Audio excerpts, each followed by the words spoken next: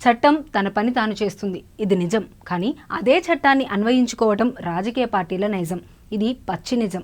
ఏపీలో జనసేన పార్టీ గుర్తు గాజు గ్లాసును స్వతంత్ర అభ్యర్థులు గుంజుకోవటం యాదృశ్చికమా లేక రాజకీయ కుట్ర అనే చర్చ మొదలైంది. 2019 అసెంబ్లీ ఎన్నికల్లో ఉభయ కమ్యూనిస్టులు బీఎస్పీతో కలిసి జనసేన పోటీ చేసింది. జనసేనకు 5.53%, సిపిఐకి 0.11%, సిపిఎంకు 0.32%, బీఎస్పీకి 0.28% ఓట్లు వచ్చాయి. ఎన్నికల కమిషన్ నిబంధనల ప్రకారం జనసేన పార్టీకి గుర్తింపు ఇవ్వాలంటే కనీసం 6% ఓట్లు రావాలి. ఈ స్థితిలో జనసేన ఎన్నికల గుర్తు గాజు గ్లాసు త్రిశంకు స్వర్గంలో కొట్టిమిట్టాడుతుండగా ఈసారి ఎన్నికల్లో ఎన్డీఏ కూటమికి చావు దెబ్బ కొట్టే రీతిలో ప్రత్యర్థులు పథకం రచించారు. రెబల్ అభ్యర్థులను రంగంలోకి దించారు. జనసేన పార్టీ అభ్యర్థులు పోటీ చేస్తే ఆ అభ్యర్థి పేరిటే మరో నకిలీ అభ్యర్థిని రంగంలోకి దించారు. గాజు గ్లాసు గుర్తు పోలిన బకెట్ గుర్తును ఎంచుకుంటున్నారు. ప్రభుత్వ వ్యతిరేక ఓటు బ్యాంకును ధ్వంసం చేయటమే లక్ష్యంగా ఏపీలో రాజకీయ చదరంగం పావులు కదిలాయి.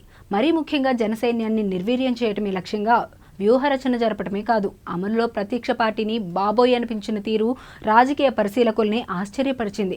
ఇలాంటి వ్యూహం కూడా ఉంటుందా అని నోరు వెళ్లబెట్టే పరిస్థితి ఏర్పడింది.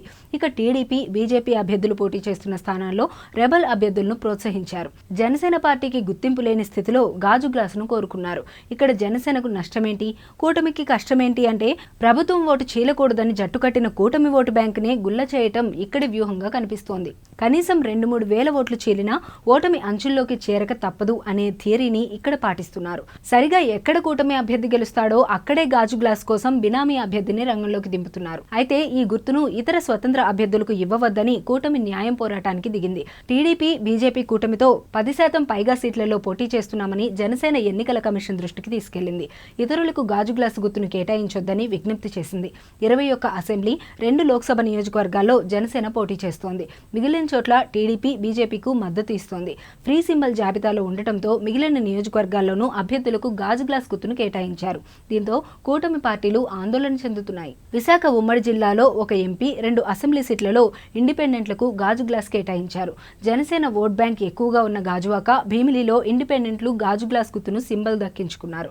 విజయనగరం అసెంబ్లీ బరిలో టీడీపీ రెబల్ అభ్యర్థి మీసాల గీతాకు గాజు గ్లాస్ గుర్తు కేటాయించారు. అనకాపల్లి ఎంపీకి కృష్ణస్వరూప్కు గ్లాస్ సింబల్ దక్కింది. తూర్పుగోదావరి జిల్లా పెద్దాపురం, జగ్గంపేట, రామచంద్రాపురం నియోజకవర్గాల్లో ఇండిపెండెంట్ అభ్యర్థులకు గాజు గ్లాస్ గుర్తు కేటాయించారు. పశ్చిమ గోదావరి జిల్లా పాలకొల్లు అసెంబ్లీ స్థానం నుంచి గుర్తింపు పొందిన పార్టీల నుంచి 6 అభ్యర్థులు బరిలో ఉండగా 9 మంది ఇండిపెండెంట్లు ఉంటే పాలపతి జాన్ అనే స్వతంత్ర అభ్యర్థికి గాజు గ్లాస్ గుర్తు కేటాయించారు. ఏలూరు జిల్లా చింతలపూడిలో ఇండిపెండెంట్ అభ్యర్థిగా పోటీ చేస్తున్న మువ్వల ఎస్తేరు రాణికి, ఇక ఉమ్మడి కృష్ణా జిల్లాలో 5 నియోజకవర్గాల్లో స్వతంత్ర అభ్యర్థులకు గాజు గ్లాస్ గుర్తు వచ్చింది. విజయవాడ ఎంపీ స్థానంలో పాటు జగ్గైపేట, కైకలూరు, మైలవరం, మచిలీపట్నం అసెంబ్లీ స్థానాల్లో అభ్యర్థులు కోరగా జనసేన గుర్తు గాజు గ్లాసును అప్పగించారు. మచిలీపట్నం జనసేన అభ్యర్థిగా ఎంపీ బాలశౌరి విస్తృత ప్రచారం చేశారు. ఇక్కడ 2 ఓట్లు గాజు గ్లాస్కే పడితే బందర్లో టీడీపీ అభ్యర్థి కొల్లు రవీంద్రకు చావుదెబ్బే. ఇక వైసీపీ అభ్యర్థికి విజయం ఖాయం. ఇది ఎత్తుగడ. పల్నాడు జిల్లా మాచర్ల, వినుకొండ అసెంబ్లీ స్థానాలకు ఇండిపెండెంట్ అభ్యర్థులకు, గుంటూరు జిల్లా మంగళగిరిలో నవతరం పార్టీ అభ్యర్థికి, గుంటూరు పశ్చిమలో ఇండిపెండెంట్ అభ్యర్థికి, గుంటూరు పార్లమెంటు స్థానంలో నవతరం పార్టీ పార్లమెంట్ అభ్యర్థికి గాజు గ్లాసును గుర్తుగా కేటాయించారు. తిరుపతి జిల్లాలోనూ పలువురు స్వతంత్రులకు గాజు గ్లాస్ గుర్తు కేటాయించారు.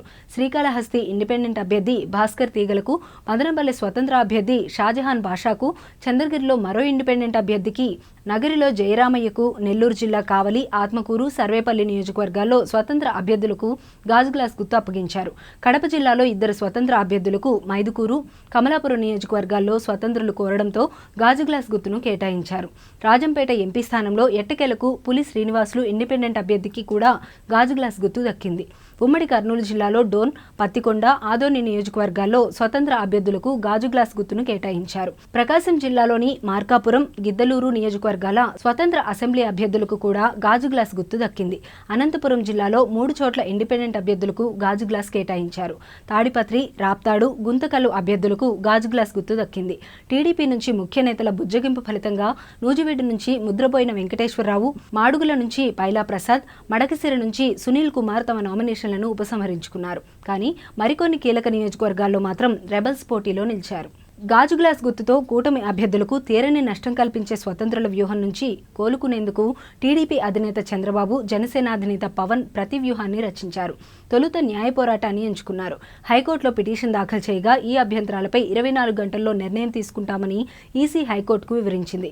ఇక కూటమి రెబల్స్ ని సస్పెండ్ చేస్తూ చంద్రబాబు వార్నింగ్ ఇచ్చారు. హైకోర్టు పిటిషన్లో డీపీపీ సైతం ఇంప్లీడ్ అయ్యింది. ఇక పోల్ మేనేజ్మెంట్ పై దృష్టి కేంద్రీకరించారు.